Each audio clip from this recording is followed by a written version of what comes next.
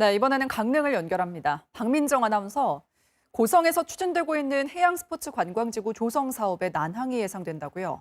네, 그렇습니다. 강원 동해안 최북단에 위치한 고성군이 최근 관광자원 확충에 속도를 내고 있습니다. 이 송지호 해수욕장 일대에 해양 스포츠 관광지구를 조성하는 것이 대표적인데요. 하지만 어민들과 갈등을 빚으면서 사업 추진에 난항이 예상됩니다. 정상빈 기자가 보도합니다. 고성의 한 해수욕장입니다. 고성군은 지난 2019년 이곳에 해양관광 복합지구를 조성한다는 계획을 확정했습니다. 해변과 무인도를 연계해 해양 레저 등 다양한 관광시설을 구축하는 것으로 사업비 410억 원이 투입됩니다. 오는 9월에 착공해 2023년 말 완공할 계획입니다. 해변 경관과 해중 경관이 뛰어나다 보니까 이 시설이 들어오게 되면 그 어떤 해양 레포츠의 이 메카로 이렇게 발돋움할 것으로 기대를 하고 있고. 하지만 어민들과의 보상 갈등이 사업의 걸림돌입니다.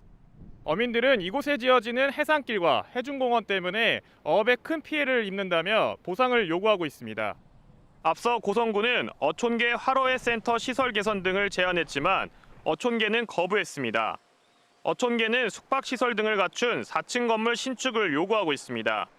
이에 대해 고성군은 예산 확보와 법적인 문제 등을 들어 안 된다는 입장. 고성군은 이달 말까지 어민들과 합의하겠다는 입장이지만 합의가 안 될 경우 어민 반발로 정상적인 사업 추진에 차질을 빚을 수도 있습니다. KBS 뉴스 정상빈입니다.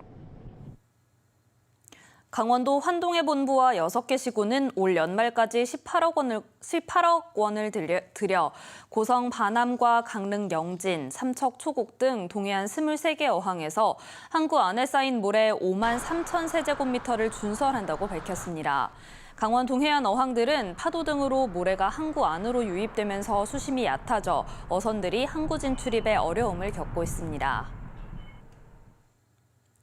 강릉시와 춘천지검 강릉지청, 춘천보호관찰소 강릉지소 등은 오늘 시청에서 업무 협약을 맺고 강릉 지역 학교 주변 통학로에 범죄 예방 환경 조성에 서로 협력하기로 했습니다. 이에 따라 올해는 사업비 6천만 원을 들여 영동과 주영초등학교, 강릉 제1고 등 3개 학교 통학로에서 벽화와 궤도 조명 설치 등 환경 개선을 추진합니다. 지금까지 강릉이었습니다.